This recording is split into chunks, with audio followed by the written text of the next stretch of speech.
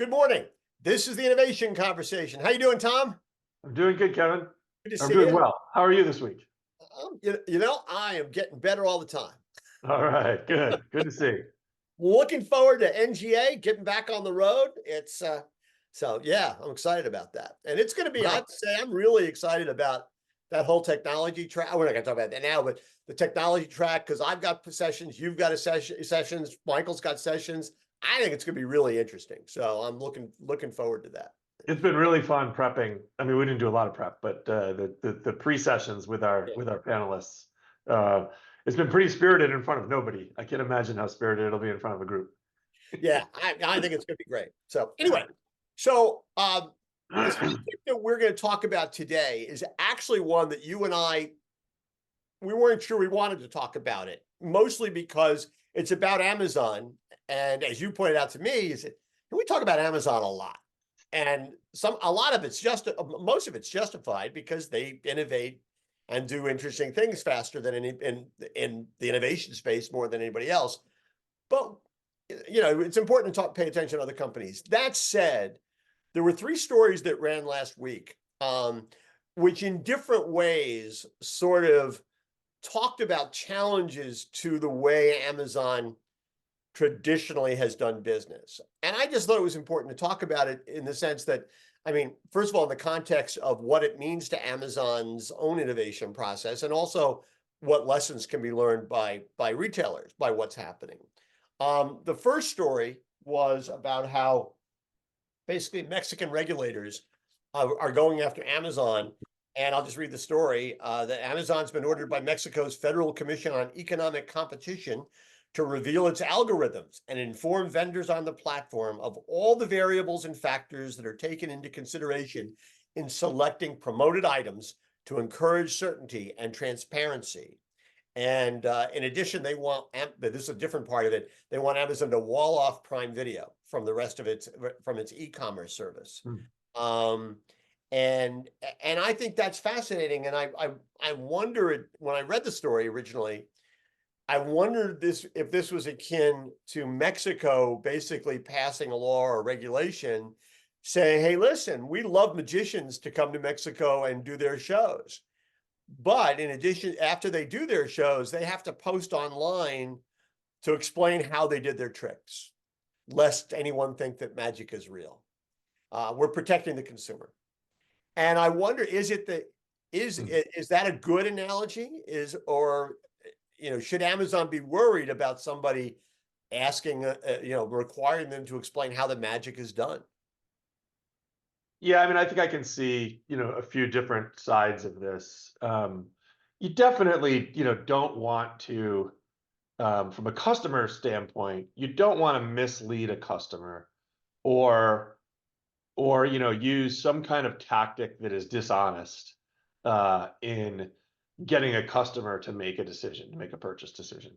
Now, if you go into a magic show, you're kind of signing up to be, for the, to be, for a presentation, for theatrics, and so I think it would kind of ruin the industry if all the, But your question, would this ruin the e-com industry or hurt Amazon by doing that? And I don't think Amazon should have to do it. I think that Amazon is pretty clear with their vendors and their merchants, in working with them, and any agency that works with Amazon knows this, is that search results and then ultimately who wins the buy box, right, is based on a combination of doing things that is best for the end customer. It's a combination of price, delivery, speed. Do the attributes of what you're searching for match up? Do the attributes of the product match up to what you're searching for? And of course, that'll get even more sophisticated as as Amazon uses AI in that. So, I don't know. I think that it's definitely a slippery slope. And I do think that, well, clearly, and when things are sponsored, by the way, they all do say that they're sponsored. So, Absolutely. the customer is not misled that this product is better, for any reason other than it's shown that it's sponsored, right? And then that same product will still show up where it naturally ranks in the natural results. You just have to have a little bit of initiative to scroll down and see like how does it stack up. I do think that if you were to fully expose the algorithm, and by the way, Amazon algorithms, they basically adapt to consumer behavior. Like if there's certain attributes of a product that are winning and customers are going to those attributes and converting and are happy with it, and you've got good review levels and all that, like those products are going to win more, right? So I guess that's part of the algorithm. But I think if you were to really clearly lay out the algorithm, you'd just have so much gaming of that done by vendors, just gaming the system to show up higher, and not necessarily, being authentic about the product. Now, there's always going to be some level of gaming and optimizing, Right. but I do think that if you really fully exposed it, I think it would really hurt the customer experience. You end up with just this kind of, like weird listing of products, and it wouldn't be helpful. It sounds like the commercial version of a kid going up to a teacher and saying, is this going to be on the test, right? Because then kids start saying that you're right. I only want to learn what I'm going to be tested on, as opposed to I want to learn. Yeah, And exactly. right? Teachers are actually encouraged to teach the test so that their school districts and their schools rank better, Yeah, right? As opposed to yeah, being ranked on, gee, are your kids actually learning things and learning how to think, exactly. Yeah, right? you could So you could produce better students with tougher standards, but lower grades. right. Yeah. And that's, yeah, gaming the system never really works. And it's, um, but it's interesting. I mean, I would agree, and I totally agree with you on the notion that, I mean, I think the customer experience on Amazon has been diminished, right? Because of Okay. all the ads and the sponsored out things that takes you forever. I mean, it was funny. We were looking for a new, we lost our garage door opener remote. And I knew what the garage door opener, was called. So I could go in, and on Amazon, I could type that in. I must have gotten 25 sponsored things before I finally find my way down to what I really needed. It's a pain in the ass, but it's transparent, right? Yeah. So I can't, I would never say, I mean, I can argue with their priorities, Yeah. but as a consumer, I couldn't argue that they're not being transparent about it. Yeah. I mean, that's a different argument, right? It's not necessarily saying the experience is better Yeah, because of all the sponsored ads, but at least it's transparent. right. And I do think that the experience would be diminished with a published algorithm that the world was gaming to try to work, to establish position and ranking, based on doing that versus, having the system respond to, customer inquiry and then ultimately continually, optimizing or working the algorithm to produce the best results for customers.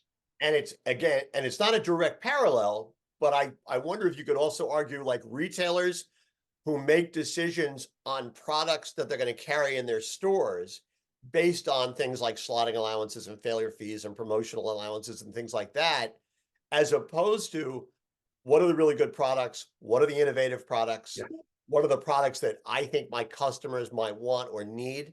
As opposed to, oh no, that guy's going to write me a bigger check. That totally. in some ways, I mean, that stifles innovation because people are more concerned with writing the check than coming up with really innovative products. Oh, that's great. I mean, imagine if Amazon acted truly like a traditional retailer and in any of these results would limit it to the top 12 Right. or the top 15 or the top 20 results, because that's all a retailer could fit on the shelf, right?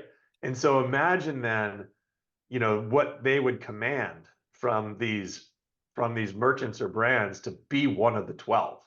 I mean, that would be a totally different ball game that would serve Amazon potentially really well, but would not serve, in the short term, Right. but would not serve the ultimate customer well. Yeah. So that's a really good way to put it. Yeah. And now there was another lawsuit, and this is different. I guess that was a government regulation. And then Amazon was also hit. Reuters had the story. It's being sued in a proposed U.S. class action that accuses the Amazon of violating a consumer protection law by steering hundreds of millions of shoppers to higher priced items in order to earn extra fees. You know, if the case differs from other private litigation over the buy box by focusing on harm to consumers from deceptive practices instead of antitrust violations or harm to sellers. And again, I mean, I get the complaint, but I keep thinking to myself, aren't they doing what every retailer does, right? Every retailer, planograms are not set up to make the cheap stuff easier to find. Planograms are set up to direct you to specific things, often who's written the biggest check with a slotting allowance, right? Right. I mean, the whole notion that online retail is is inherently more manipulative than physical retail is just seems to me, if it is, it's because they've got different tools, but physical retail is just as manipulative. Well, I agree. I mean, I think, at physical retail, they have every right to try to get the best yield off of their store, And so it totally, is well, they're well within their rights to work the merchandising such that customers buy more of the products that make them more profit. However it is they get that profit, right? Whether it's, back of the house stuff like, slotting allowances or just better, better, just better margin management. When it, but when it comes to the buy box, by then you've selected an item. So it's like you've already chosen you want item A, like that you said that's what I want, and then you have buying choices of item A. So and then I mean Amazon is generally, I know that historically, the buy box has been geared toward providing the best combination of price and shipping promise. Okay, so if you weigh one over the other, right, then that might not be the one that wins the buy box might not be perfect, because Right. there may be one, if price is the most important thing to you and you're willing to wait, right, then maybe you could even set that up front as like your personalization parameter. I just want price, just give me the best price, then you'd get it. Amazon tries to balance that with, we want to give you the right price to shipping, timing, combo, and it's a fully landed price. So if there's cost of shipping, they add that.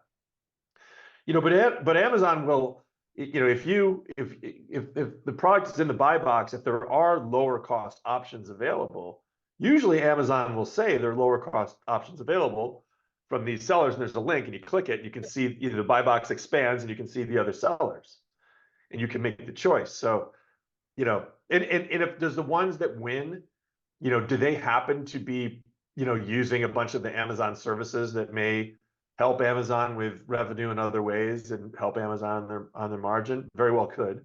Amazon does try to align all that with a better customer experience. So, yeah, I mean, I think that it's you're definitely going to be flirting with innovation. Yeah. If you break, if you cause these things to be exposed or work differently. That's not to give Amazon a free pass on any of this. Like they need to absolutely advocate for the customer. And if pressed, they should be, responsive to prove in some of these cases that what they're doing is best for the customer. So definitely challenge Amazon. They should not get a free pass, but but be careful what you ask for, because most governments are not going to be as attuned to being a good merchant and customer advocates as Amazon or many retailers would be. Well, and listen, I in some ways I make a living being tough on retailers, right? And trying to hold them to a higher standard. But I receive stuff like this, and my reaction is that, the real problem is whoever's either filing these lawsuits or putting these regulations into place, they don't really understand retail, right? Yeah. By the way, same point I made about Tucker Carlson going to Russian supermarkets, clearly never having been in a U.S. supermarket in the last 20 years, right? Yeah.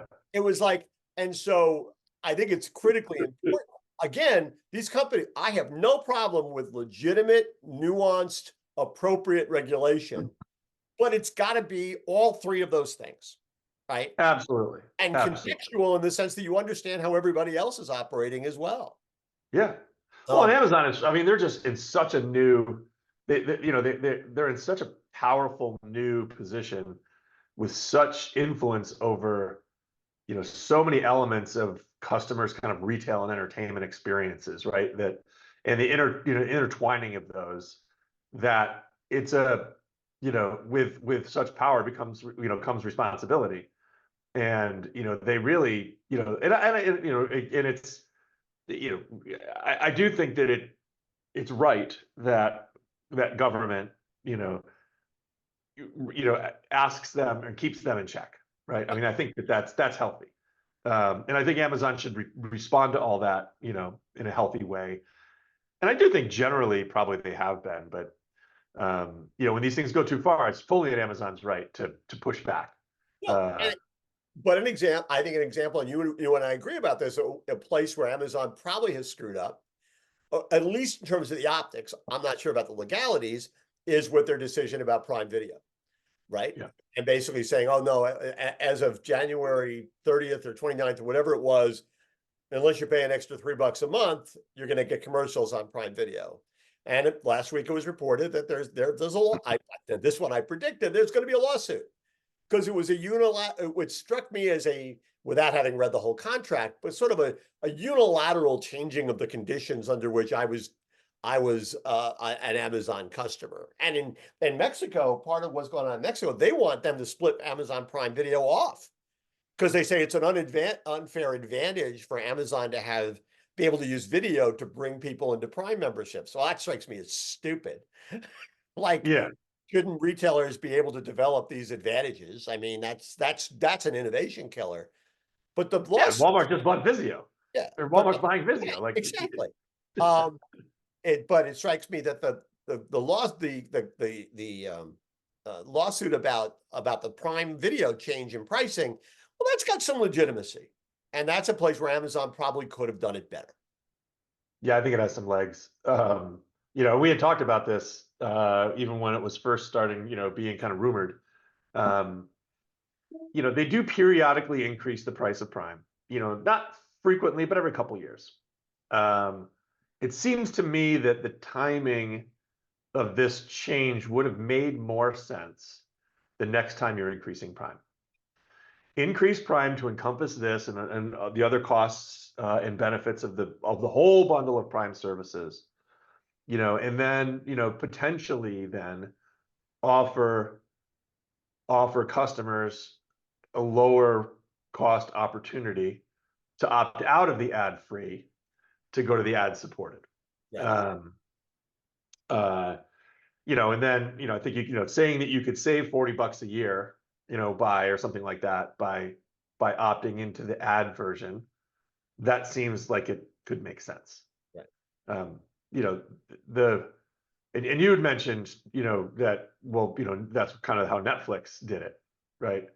And I agree though, or I don't agree. I think it's harder for Amazon to unbundle things from Prime or to do this because you're unbundling things from the broader benefit of Prime and, Prime, one of the main fundamentals of Prime is, we include all of this stuff in that same bundled price. And Right. so once you start pulling some things out, then do you start pulling other things out? Do you pull, music out? Do you pull the photo sharing out? Do you pull, do you say, I don't really want free shipping. I just want, music and video.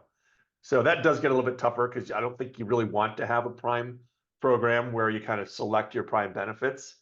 But maybe you do. I mean, we all do it with health insurance, right? I mean, maybe Prime could work that way, and it would be, you could make it an experience that's easy enough, right? It's like Prime for you, and you get, kind of a tailored version of Prime, that suits you without having the stuff you don't want. State Farm Insurance has built an entire campaign on bundling with Patrick Mahomes, right? I mean, That's right. that's their whole thing is how do we bundle these things together?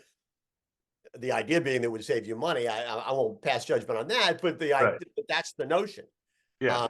And I guess Amazon's not the only tech company dealing with this. I mean, there are challenges to Apple, right? Saying, well, wait a minute, why, Mhm. when you start having all Apple products, what you're doing, you're disadvantaging. They don't want these companies to create their own ecosystems.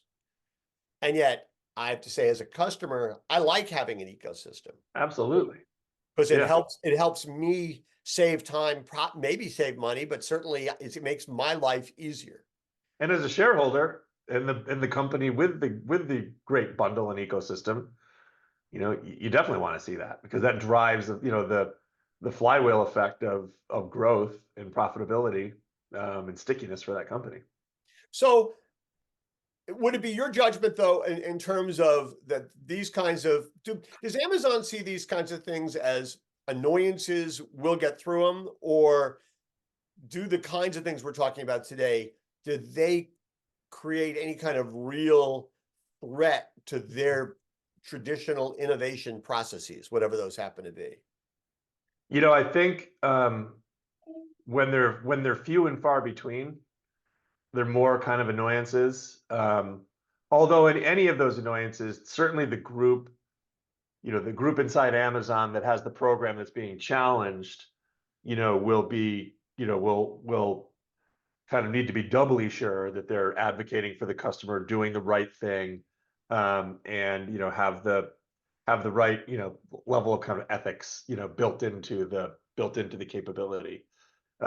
I do think that as these things, I mean, it seems like Amazon's getting hit weekly, with something Yeah. now. These three Uh, stories, well, they all came last week, so they're yeah, getting, it was just one after the other. yeah. So, and again, when you're on top, people are rightfully in many cases, are coming after you. You do have a higher standard, when you become that bigger and bigger part of people's lives. Um, so you do have to perform at a higher standard, and you have to be willing to accept that scrutiny. Um, but I don't think Amazon takes it lightly at all, and I don't think Amazon even thinks of it. I mean, I can't imagine. I have no idea. But if I was just still in leadership there, um, I would take it all very seriously. I would do everything I could do to engage positively, with regulators, worldwide. But I would absolutely first and foremost hold true to my promise to my customers. And I do think that's generally what they're doing, although that's certainly an easy mantra to hide behind, too. So you have to be authentic, Oh, and you I, have to absolutely be authentic because you get caught once yeah. in something, like if something did come out where there was, some kind of actual intentional gaming of an algorithm to produce a result that gave Amazon an unfair benefit over, or gave certain merchants an unfair benefit over others that didn't produce a level playing field, like that would hurt. Yes.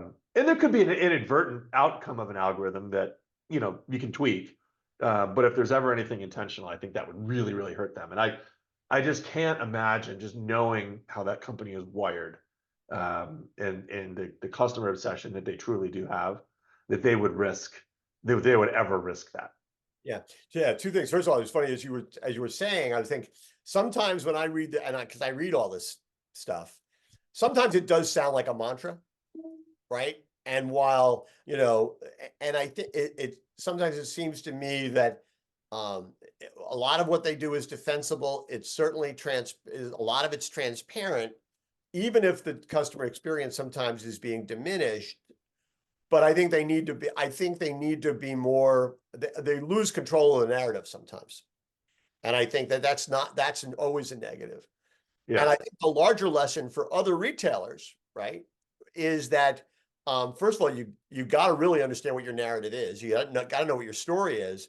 And as long as everything you do can be described as putting the customer first,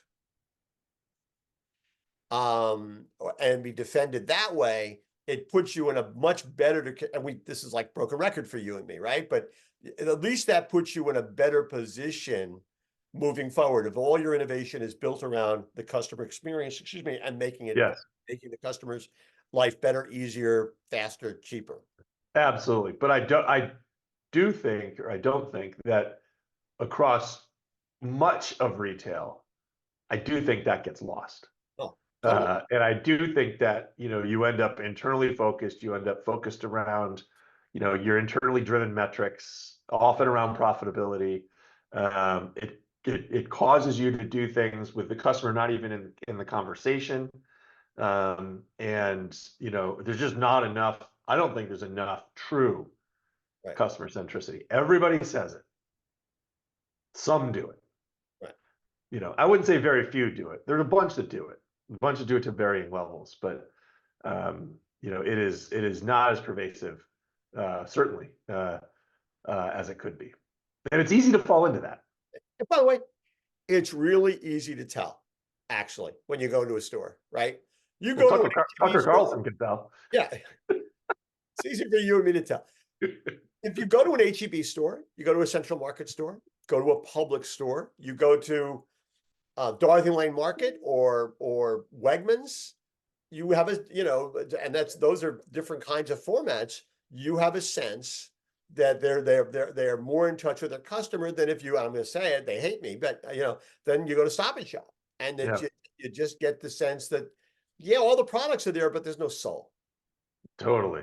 Yeah. And Well, and you are starting to see it in the results of these companies now, right? I mean, and we're starting to go long now, so this is a whole other discussion. But look at Walmart's results. yeah, It just came out. I mean, the same store sales increases were fantastic. Way above the levels of inflation. right. Far better than most any other retailer that they compete with. And their e-com growth was in the mid 20%, year-over-year growth. I mean, they're doing things right. And you contrast that with another, global grocer, but East Coast based that you just mentioned. And you look at their results. Granted, they divested some things, but it's a very different outcomes because of very different underlying strategies.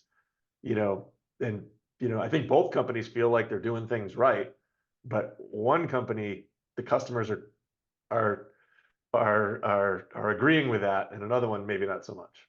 The most important thing that came out of the Walmart numbers was the phrase, and I can't remember if it was in the Wall Street Journal or was actually in the Walmart report, where they said, listen, our numbers are up, but our numbers are not necessarily across the board, but our numbers are largely up because of more customers, not because of inflation. Yeah, That's a really, and that is like a sea change at the moment after the last couple of totally. Yeah. Anyway. Hey, listen, as always, it's great. I'll see you in a couple of weeks. And then again, we will see each other at NGA. So I'm really excited about that. Likewise. Thanks, everyone. Thanks, everybody. Take care.